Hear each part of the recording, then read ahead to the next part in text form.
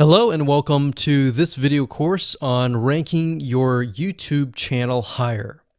All right, so this is video number 1, and this is going to be the introduction to the YouTube video traffic course. Now, before we talk about the course, I want to make sure that you're in the right mindset. So I want to say that the goal here is to focus on building a brand. If you can start thinking that way, you're going to have a long-term strategy which will actually help you not only in the YouTube traffic and getting ranked on YouTube and getting natural organic traffic and all of that, but it'll also help you in many other ways as well. Now, while that may not make a lot of sense right now, it will in just a second. Now, this is not about throwing hundreds or even thousands of backlinks at your YouTube channel properties or videos. What you really want to do here is to focus on quality and not quantity here. And by doing that, it will actually help you in the long run, as you'll just see in just a minute. So before we get started and talk about the course, what I want to do now is give you a quick overview of what's inside this video course.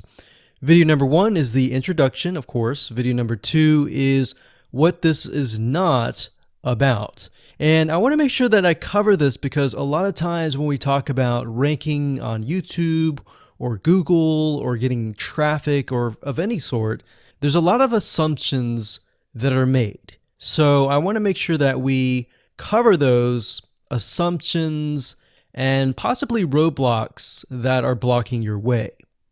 Video number 3, we'll talk about what Google wants and the strategy. If you understand what Google wants, then it'll make more sense on what the strategy is all about and how to implement it correctly. Video number 4, we'll talk about the ring, which is the strategy here.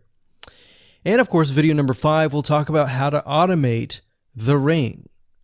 Video number 6, we'll talk about account creation. And video number 7, we'll talk about how to outsource the account creation and the very tedious process of building the ring. And of course, video number 8, we'll talk about testing this out. And while that might seem a little bit simple, it really is and does take some time to make sure that everything works. So with that said, let's talk about getting started and what you're going to need. You're obviously going to need a product or service to sell. You're going to need to have a YouTube channel. You're going to definitely need to have money to outsource. If you do it yourself, it's going to take about a week or sometimes 2 weeks. But once it's set up and is good to go, then everything is automated. But at the end of the day, your time is valuable, so I recommend just outsourcing this process. But knowing how everything works and all of that will allow you to teach whoever you outsource this to, or you can pick and choose people that we will recommend that we have used personally to set things up for you as well. So with that said, let's move on to video number 2. Hello and welcome back. This is video number 2, and we're going to talk about what this is not. One of the biggest mistakes that we see a lot of people make is they assume that they know certain things, they know the strategy, they bring in what they already know and what they've seen work, and automatically assume that that is what the strategy is about. But by doing that, what ends up happening is we see that people set themselves up for failure. And we don't want that for you. We want you to be able to succeed as much as possible. So that's why I'm covering what this is not. All right. So to ensure that you're able to successfully implement this strategy, we want to discuss things that you do not want to do. So as I mentioned earlier in the previous video, this is not about throwing hundreds or even thousands of backlinks at your YouTube channel or at your properties. In fact, YouTube has become very, very smart in figuring out if you are actually gaming the system. So what we're trying to do here is think of a strategy that works long term. So you want to focus on quality and not quantity here. It's better to get a few backlinks that are of quality rather than getting thousands of backlinks that don't even relate to your content. And we're not talking about automated softwares either. So like I said, Google's very smart in figuring out how to detect fake backlinks or computer-generated backlinks. They're able to detect patterns. So what you're trying to do here is not follow any sort of pattern whatsoever. You want to make sure that it looks natural as possible, because otherwise Google will penalize you in the future. May not be this month, may not be this next year. It may be the 2 years later kind of thing, or it might be even this month. So what you really want to do is focus on a long-term strategy that is going to last. Now, obviously, we're not going to know exactly if the strategy is going to last or not, but part of the strategy is figuring out what Google wants and fulfilling that. Now, one secret to knowing whether a strategy will last or not is to ask yourself these questions. So this strategy, along with other strategies, you should ask this question over and over. Is this a shortcut? And does this seem spammy? And best of all, will this upset your visitors? So the people that are coming to your YouTube channel via google.com or any other site, is this going to upset them? Because if it does, then guess what? Google is not going to like what you're doing, because they care more about the people that go to Google or go to YouTube and type in a keyword. They care more about them because they are who they are catering to, essentially. So now that that is out of the way, let's discuss what Google wants, which is really the crucial step in understanding why the strategy will work. So now that you have an idea, don't upset the visitors. If it's spammy, if it's a shortcut, this is going to upset them, right? So what is it that Google wants in relation to this? Well, we'll talk about that in the next video. Hello and welcome back. This is video number 3, and this is all about what Google wants and the strategy. Now, we don't know exactly whether this is true or not, but based on the data that we have seen and based on the data that not only has worked for us, but for many others, is that Google likes brands. Now, it's not necessarily that they are particularly liking brands because brands make a lot of money or anything like that, but what we've realized are certain variables that make a brand stand out. So they don't exactly go out and tell people that they like brands, but based on the data that we have seen brands rank better. So why is that? Why is it that Google seems to rank brands better? It's because brands last long term, and they oftentimes provide value. Remember, going back to what makes the visitors happy, it's the value that they are offering, right? At least the majority. So you'll notice that brands tend to have a really good following of fans that love their content. So why is that important? Well, their concern isn't really necessarily the brand, but giving people that are searching certain keywords on Google or YouTube, giving them what they want. Now, you'll notice that brands attract a consistent following as well.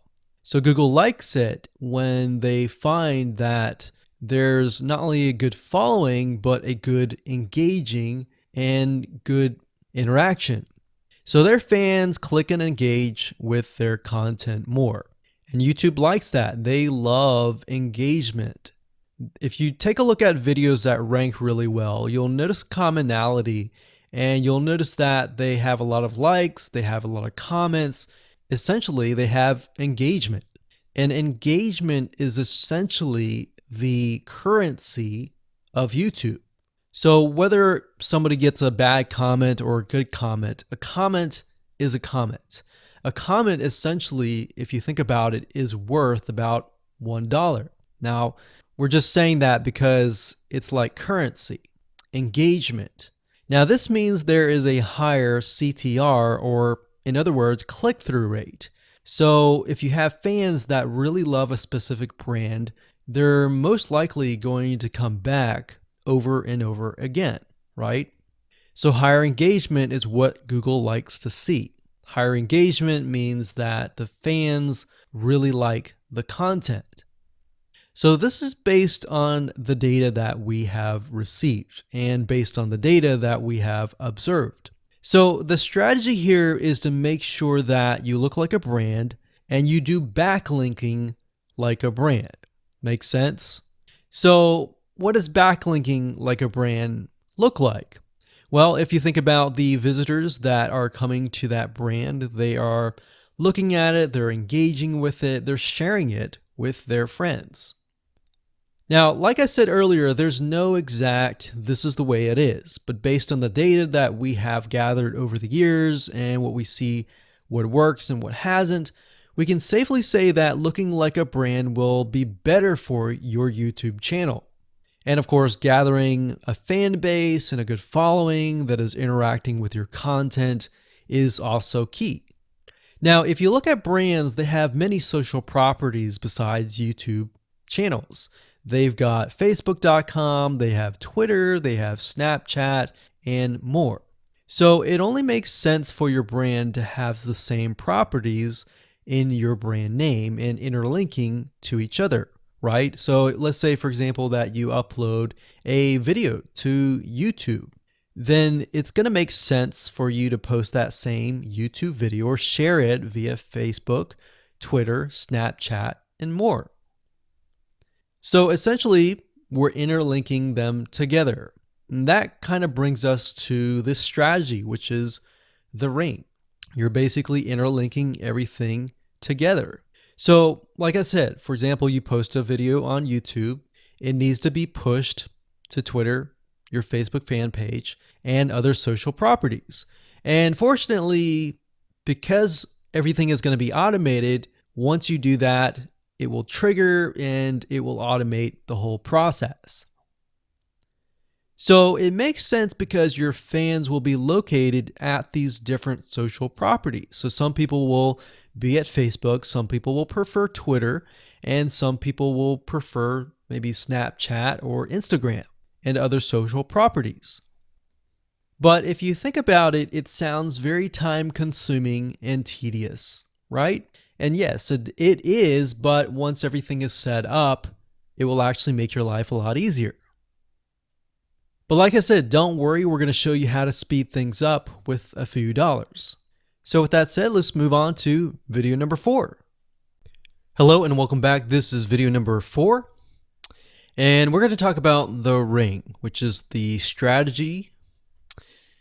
So in the previous video, we discussed why having different social media properties interlinked together can help Google see you as a brand who is sharing your content to your audience. In other words, these aren't just random backlinks, but links from big sites that are branded towards your company. And this is why this is super targeted and is much more powerful than a simple backlink. Make sense? So now let's take a look at what this looks like in real life. So let's head on over to our nifty mind mapping software. I'm going to map things out so that you're going to be able to visually see how it all works. Okay, so to better understand how this works, we're going to map things out. Now, before we map things out, I want to start with some basics, and let's just pull this out here. So essentially the concept here is as you're building your brand, you're going to have many different social properties. And let's say, for example, this is the Facebook fan page. So that's your fan page. And We've got the YouTube channel over here because that is our end goal, is to have our YouTube channel get ranked higher. So essentially what we're doing is we're getting a backlink from this to here. And this could be Facebook, it could be Twitter, it could be Instagram, it could be any other social media platform. But it has to be branded towards you. It can't just be somebody else's fan page unless it is actually related. But if it's related and if it's branded as yours and it's linking to your YouTube channel, that essentially is a vote of confidence, but also it shows YouTube that you're interlinking. So that's basically the concept here. Now, if we dig a little deeper, basically what we want to set up is every time we upload a YouTube video and it gets posted, maybe it gets posted publicly, what ends up happening is we push that YouTube video and get it embedded onto the Facebook fan page, the Twitter page, the WordPress page, and all of that.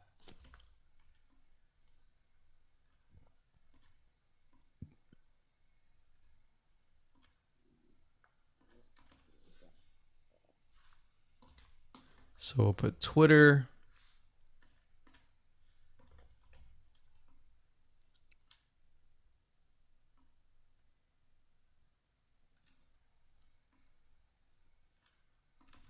And we'll do WordPress. So as you can imagine, you've got the centerpiece here. You've got different social media platforms that are posted. Now, there isn't necessarily a set rule where you have to post it to X amount of social media properties. It can be 5, it can be 10, it could be 20, it could be different social media platforms. But in order to execute this and get it correctly, you will need to make sure that the platform that we use to automate this process actually supports that specific social media platform.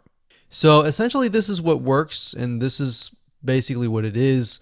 So obviously in order to get this to work, you'll need to have a YouTube channel, you'll need to have the Facebook fan page, you'll need to have all these items in hand. So you'll need to have the username and password and all that. And we'll talk more about account creation later, but I just wanted to give you kind of a gist of what everything looks like and the visual map of it all. Hello and welcome back. This is video number 5. We're going to talk about how to automate the ring. Now that you understand how everything is interlinked, how everything is connected, and how you can kind of be creative and make your own ring. So after viewing the previous video, you can imagine how tedious and overwhelming it is to have to maintain the ring, much less get it set up yourself. But lucky for you, there is a way to automate it once you have set things up. It's getting things set up is the tedious process.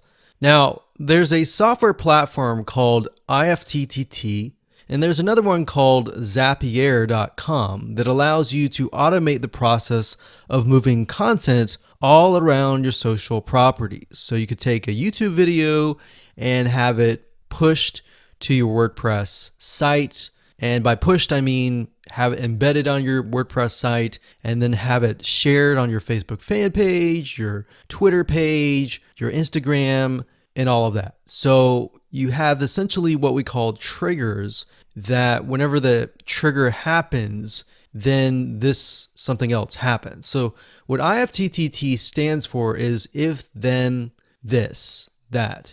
So if this happens, then what kind of deal. Now, between the two, Zapier will cost you a lot of money after a while. A lot of times they'll give you some free triggers and zaps, which is what they call it. And beyond that, it will cost money. Whereas with IFTTT, it's just as good, but it's free.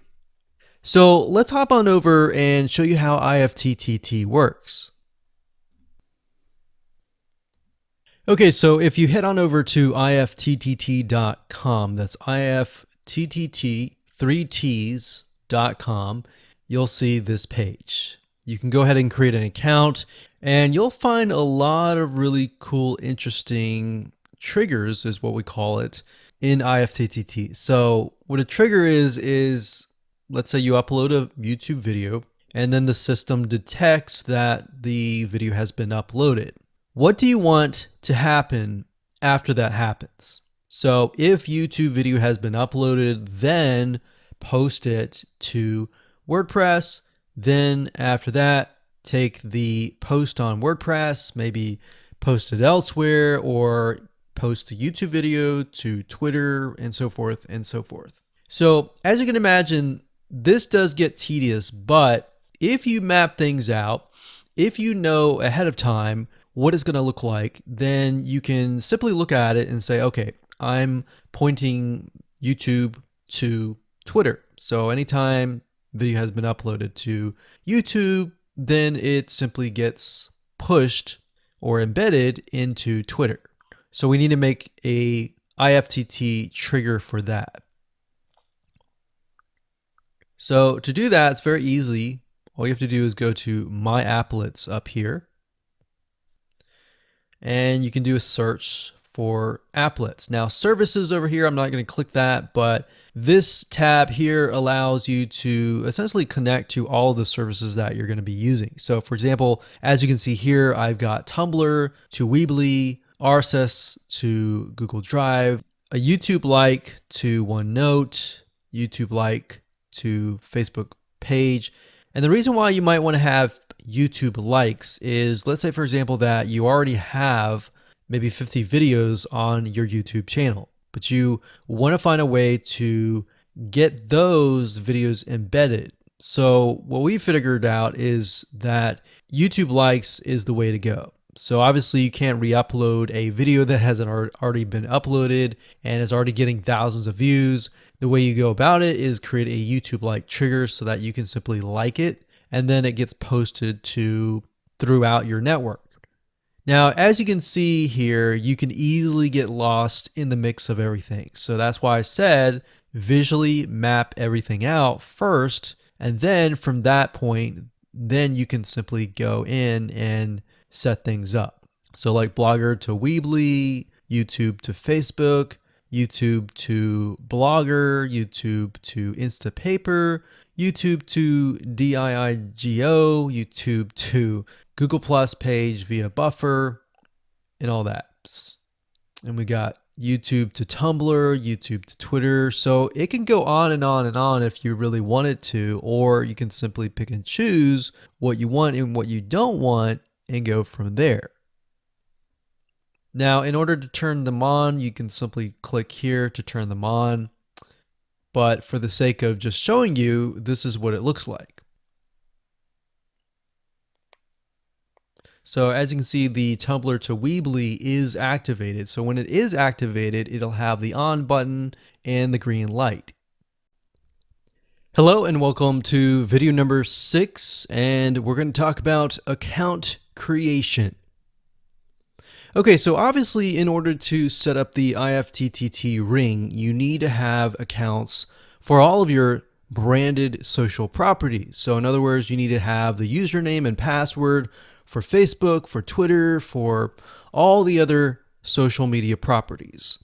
Now, obviously, if you already have some, then great. You don't have to create those. But for the ones that you do not have, you want to be able to create those. Now, while that does sound very simple, there's a few things that you really need to focus on. So to make sure that you're successfully able to do this without risking your accounts being closed, and that does happen, we're going to cover a few things that you must do with all of your accounts.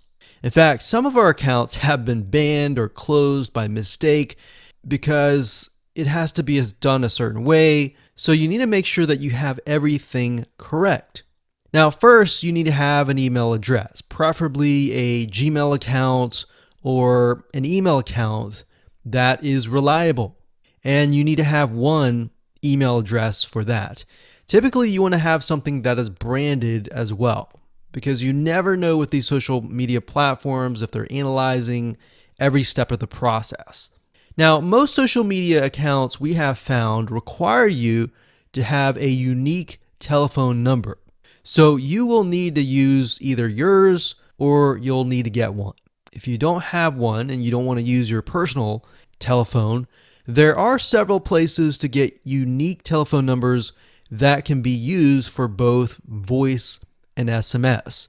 And the reason why you want to have it for SMS as well is because some of these social media platforms will send you a text message.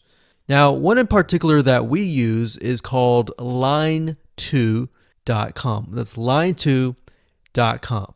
And of course, there are many out there, but this is just one that we have tested and it works really well.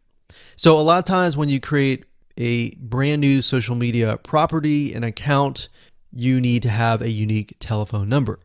Now, the reason for needing a unique telephone number is because most social media platforms, they really want to make sure that you are legitimate, especially nowadays. They have a lot of checks and balances and things that you need to get around to make sure that your account stays open. In fact, recently Facebook has been on a major crackdown, especially with everything that's been going on in the news. They want to make sure that you are legit and that you are not fake.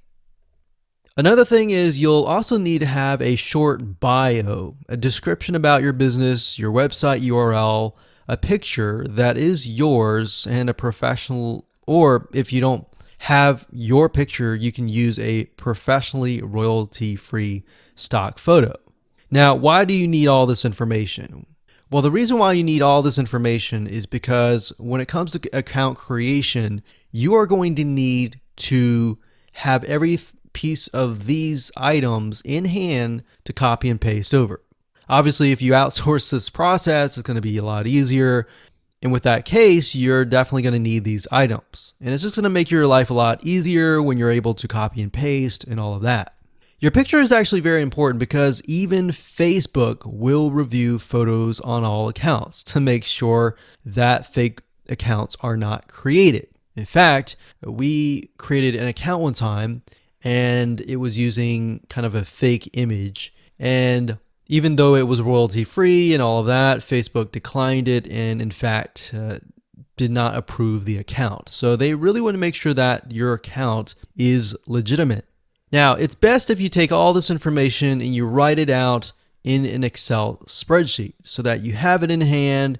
You have the username and passwords of all the social media properties, and you can simply log in and begin to create the accounts.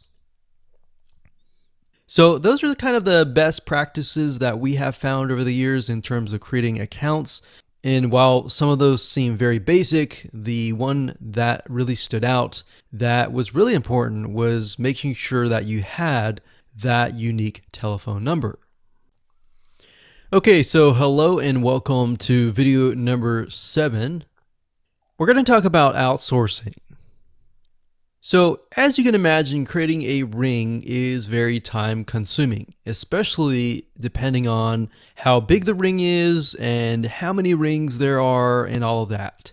So it can go anywhere from a few hours to a few days to even a few weeks. And that's the reality of it, is it takes hard work. But once it is set up and running, then you will begin to get better search engine ranking and you'll be able to get more exposure. So like I said, it can take a week or two for someone who's never done this before. In fact, if you outsource it, it's most likely going to take about a week for somebody who knows how to get things done, because account creation takes a lot of time. And then connecting everything from the triggers to the if-else statements and all of that. So what we found over the years is outsourcing is worth it. It's only about $50 to $100 if your 2 weeks are worth more. Obviously, if you're struggling with money and time is of essence and you have a lot of time, then you can set these up yourself. But for the most part, we found that you really need to focus on your business and on whatever you're promoting. So go ahead and outsource this and it'll be worth your while. So let's discuss where you should go to find someone, and lucky for you, we've actually used several of these places. So we will show you particular vendors and freelancers that we have used so that you can simply just copy and paste. So what you want to do is you want to go to a specific website called legit.com with two I's. So LEGIIT.com. And when you get to this page, you want to type in IFTTT up at the top in the search bar, click enter, and then you're going to see a bunch of freelancers that can provide this service. So as you can see here, it says I will create an IFTTT network, and as you can see, there are like 4 different rings. So typically one ring will cost you about $50. So this guy here, his name is Gemini Guy. We've actually used him before and gotten fairly good results. And what he'll do is all you have to do is give him the information for, like I said, the accounts, and have the username and password. And what we usually do is we create a brand new email account. So it's nothing related to the old business accounts or anything like that. So it's a new email account, all the information on a spreadsheet, and then we send it over to him. He creates the accounts, and then he logs into your IFTTT account, which you'll need an account for that as well, and then he'll set everything up. There's a lot of people that are doing this type of stuff. Some are doing like video embeds, and that's another thing with YouTube. One ranking factor is the more embeds, the better. But the more embeds that are done on a branded social property or a property that is actually related to your theme, that is actually better. The reason why is an embed is kind of considered a backlink to YouTube. So if we were to create a IFTTT network that is specifically creating as many embeds in different social media properties, that can help as well. So we can have a ring or several rings, and on top of that, we can have video embeds. Now, the nice thing about legit.com is it's really focused on a lot of online marketing, SEO, and other different services like backlinks, PBN links, and all of that. But what we found is you don't want to get too fancy. You want to start out slow and work your way up. Because if you start just throwing a bunch of backlinks or even video embeds right away, it doesn't look natural, right? If you release a piece of content, sometimes it can take a week or weeks until you start getting hundreds or even thousands of likes or engagement.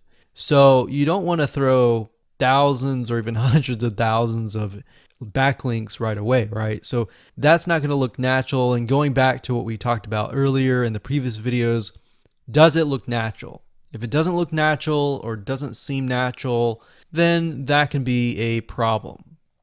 So legit.com is an awesome site to go to. And this guy right here, Gemini Guy, like I said, is someone that we've used. Now, obviously, you can go to these other people and look at the reviews and see if they have good reviews and see what other people are saying.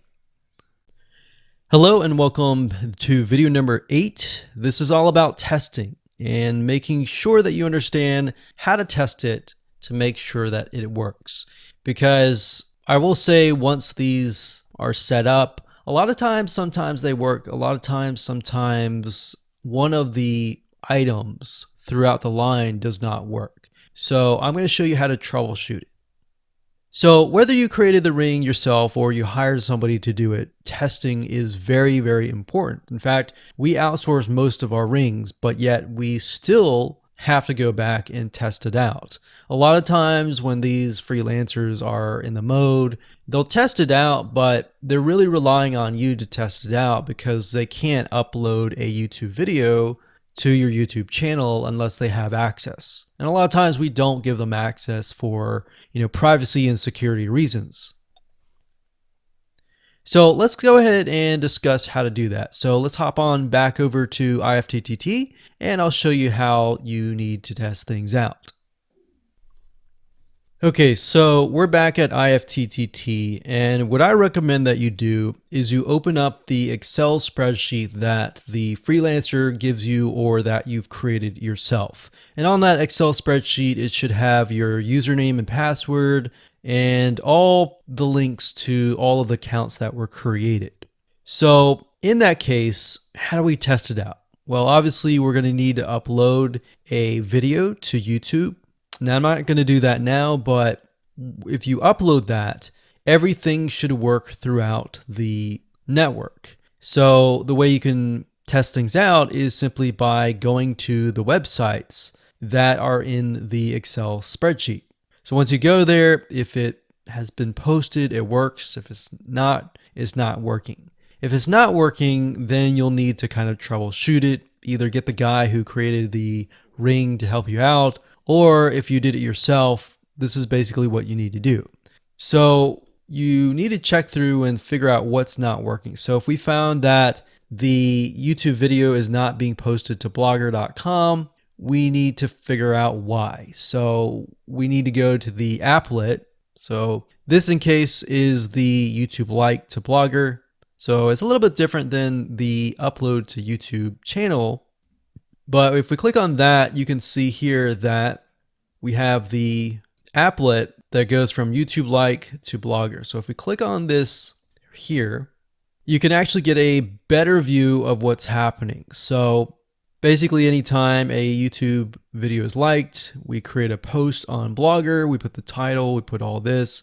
Now we need to figure out why. Usually a lot of times the reason why it's not posting is because it's not connected to the account. So you want to make sure that it's actually connected. If it is connected, then sometimes you'll need to look at, for example, this.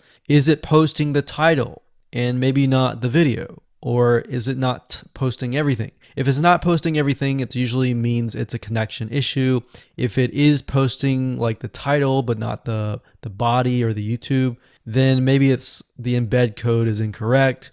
So you can check that. So really what it comes down to is just trial and error. But if you really outsource this, it's really going to be a lot easier.